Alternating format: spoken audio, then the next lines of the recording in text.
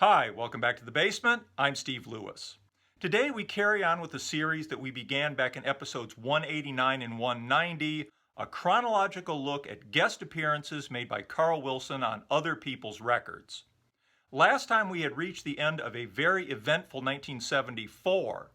Already on January 20th, 1975 came the release of another Carl Wilson guest appearance on Henry Gross's Plug Me Into Something album. Henry Gross had been a founding member of the 50s revival group Sha Na Na, going solo as a singer-songwriter in 1970. Though he left before their biggest success, he was on stage with them at Woodstock in 1969. He was 18 at the time and reputedly the youngest performer at the festival. He toured opening for the Beach Boys in late 1973 and in 1974, promoting his second solo album, and he hit it off with Carl, whom he's noted in interviews was only a couple of years older than him. The opening track on Plug Me Into Something, One More Tomorrow, features backing vocals from Ann E. Sutton, Carl Wilson, Ricky Fattar, Carlos Munoz, Henry Gross, and Tommy West. The song is a rocker. Like most of the tracks on the album, Henry Gross's lead guitar is prominently featured, as you might guess would be the case from the album cover and the title. The song is upbeat in a sort of Doobie Brothers groove. Gross has a nice, high voice that works well for both up-tempo songs and ballads. Carl can be heard among the backing vocals, which are prominent and nicely arranged. It's a good song on a good album, though like a lot of the albums we'll discuss in these episodes, there probably isn't quite enough distinctive about it to really set it apart from the many other good, solid albums that were being released during this period. One More Tomorrow was released as a single A-side on March 31st, 1975. It peaked at number 93 on May 10th. Plug Me Into Something was Henry Gross's third solo album. Strangely, it will also be his highest charting album, hitting number 26 late in the spring of 1975. Strange because a year later, Henry Gross will have a huge hit with his single Shannon. It'll go all the way to number 6 for 3 weeks beginning June 5th, 1976. A follow-up single, Springtime Mama, will go to number 37 late in the summer. The album containing those two hits, Release, will only go to number 64. According to Gross, Carl invited him to his house in Coldwater Canyon to spend an afternoon hanging out. Carl had two dogs that kept eating the food that Carl was trying to put together for lunch. Henry told him that it was okay and mentioned that he had an Irish setter named Shannon. Carl mentioned that they had also had a dog named Shannon who sadly had been hit by a car and killed a short time earlier.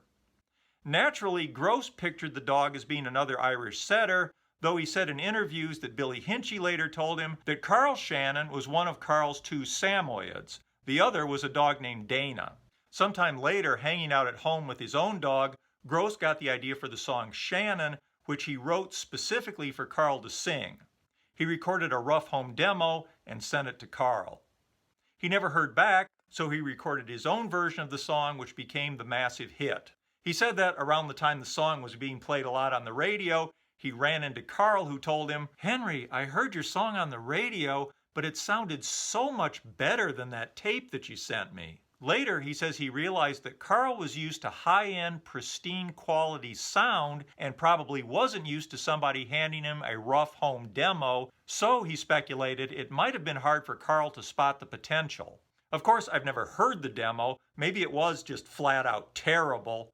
Considering the fact that the Beach Boys were only recording group originals and oldies at the time, it seems like it's highly unlikely they would have covered it even if the demo had been great. In any case, Henry Gross's hit recording of Shannon is flat out beautiful, and I would have loved to have heard Carl sing it with the Beach Boys. There's yet another missed opportunity. By the way, if you want to hear Henry Gross's Shannon perform on a record, she can be heard barking at the end of Evergreen on Plug Me Into Something, Caroline No style.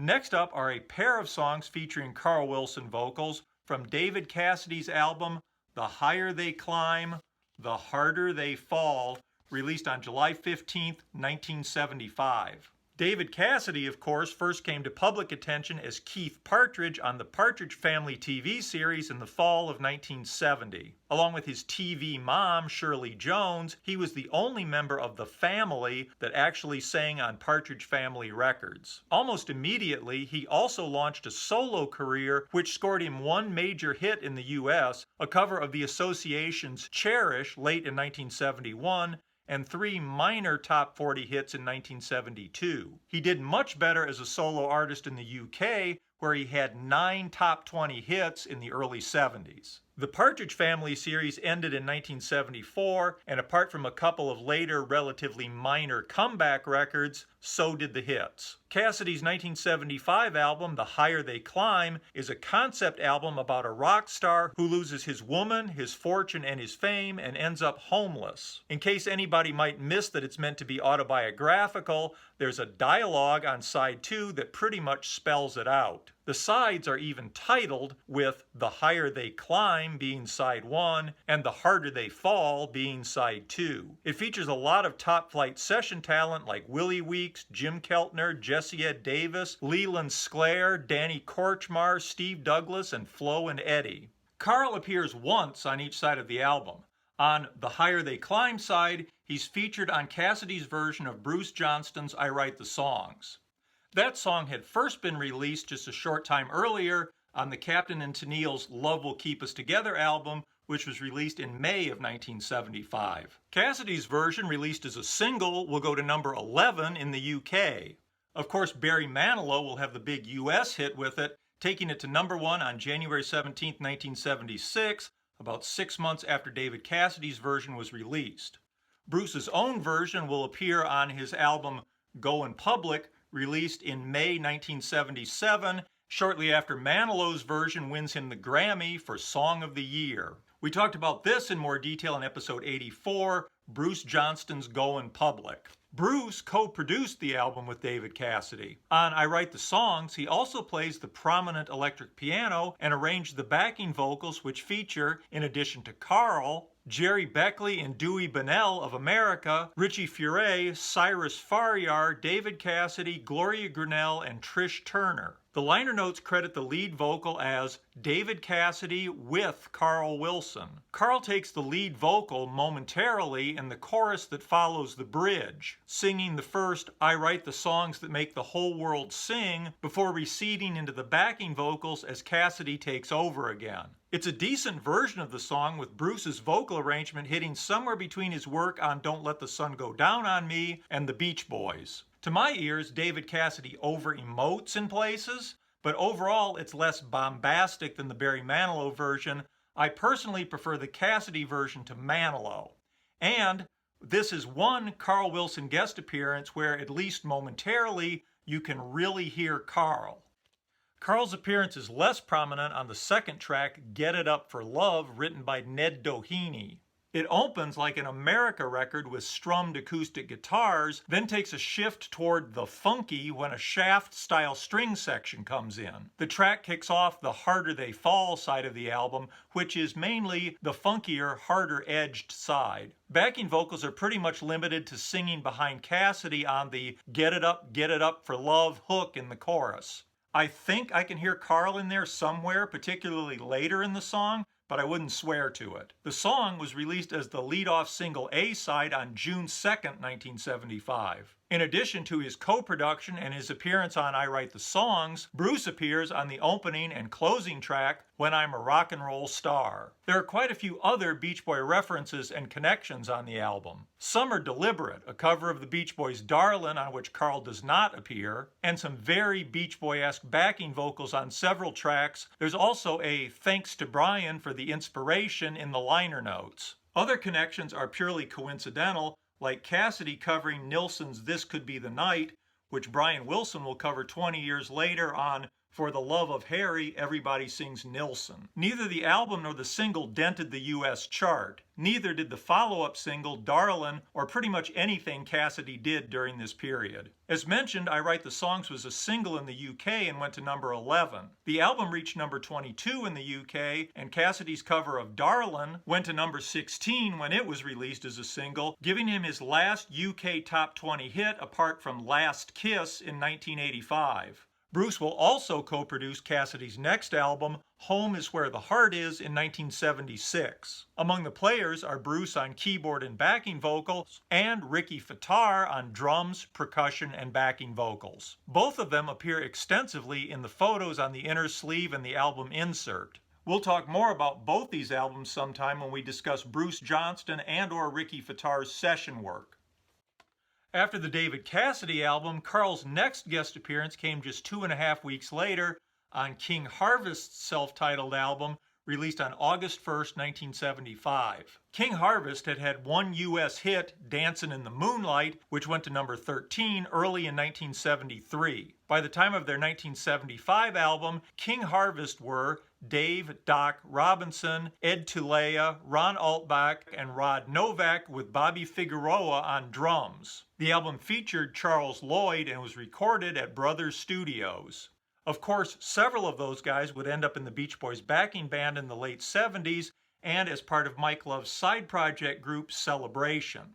We already talked pretty extensively about King Harvest and about this album in episode 160, Celebration featuring Mike Love, Part 2. The second song on side 1 of the album, called Vaya, features backing vocals from Carl, Mike Love, Billy Hinchy, and Peter Cetera of Chicago. It was written by Dave Robinson and Wells Kelly. Vaya was also released as a single A-side on September 15, 1975. A little tag of electric piano and backing vocals singing "Oh Vaya, Vaya, Vaya" introduced the song, followed by Ron Altbach's electric piano opening to the main part of the song. Dave Robinson sings lead. He has an excellent voice that always sounds to me like it should be in a slightly tougher, bluesier band. The backing vocals support Dave Robinson's lead at certain points and then return to the "Oh Vaya" bit. We get a nice section of "Oh Vaya, Vaya, Vaya" backing vocals as part of the ending coda. That part of the song is ethereal and reminds me of some of the tracks that Beach Boys members guested on Charles Lloyd's albums a few years earlier. As for the title, the best I could find is that Vaya is a Polynesian word meaning something like nobility. I have no idea if Dave Robinson or Wells Kelly had that in mind. The lyrics are pretty simple and throwaway,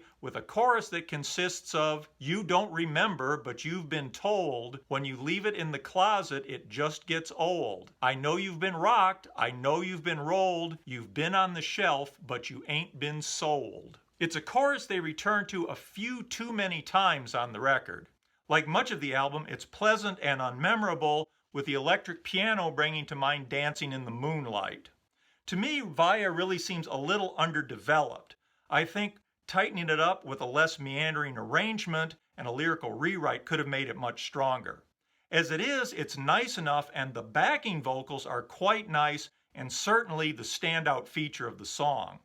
Also, like a lot of A&M records of the mid-70s, the glue has come apart on my copy of this. A&M used the worst glue on their albums in the mid-70s.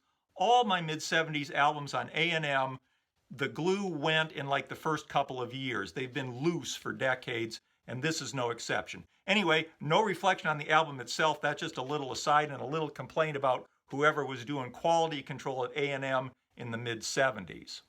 Carl's next guest appearance was on the major label debut of singer-songwriter Warren Zevon. His self-titled album was released on May 28, 1976.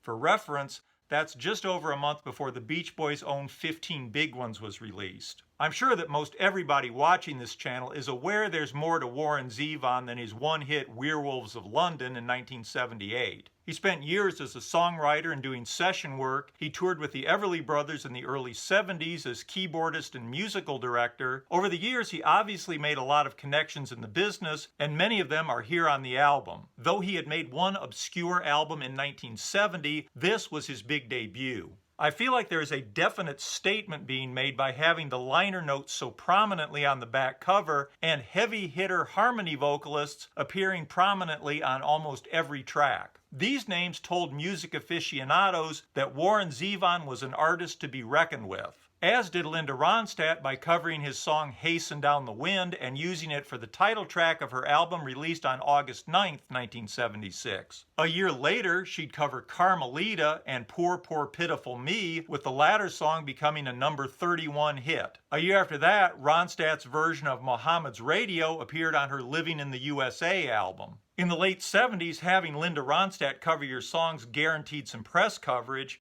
Anyway, that's how I first heard of Warren Zevon. Carl appears on the album's final song, Desperados Under the Eaves, which is about alcoholism and Los Angeles.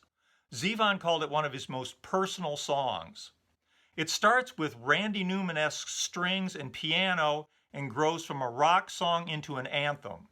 The lyrics are dark, comical, and moving, and the line about listening to the air conditioner hum, followed by It Went, and then humming the melody is just great.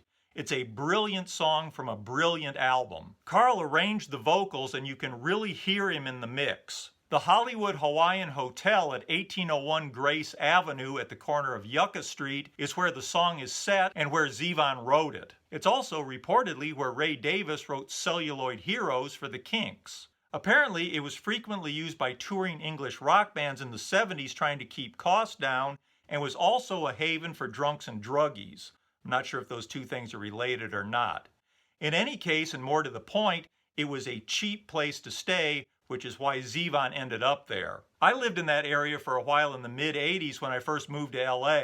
That's the exterior of my first apartment on nearby Franklin Avenue in 1986. I can tell you that it's not a place anybody would aspire to be, though I know Hollywood has gentrified in the last few years, so it might not be as bad as it once was. Anyway, I know the Hollywood Hawaiian Hotel has now been converted into a regular apartment building. When I was there, it was scuzzy and depressing, and I certainly get the distinct impression from Zevon's song that it was that way when he was there too.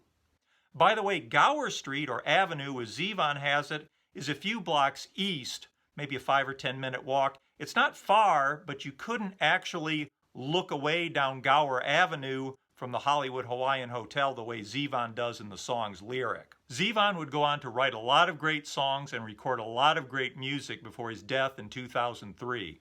Arguably, though, he never surpassed his major label debut. It's a great album, and Desperados Under the Eaves featuring Carl Wilson is one of the tracks that make it great. There was another album featuring Carl Wilson on several tracks released the same day as the Warren Zevon album. We will start with that one next time in part 4. Meanwhile, I would love to hear your feedback on this. If there's any information on these that I missed, please pass it along. Please hit like if you don't mind and subscribe if you haven't. I always appreciate that. I hope you will tune in next week for part 4. Thanks for watching. Have a good week. Bye.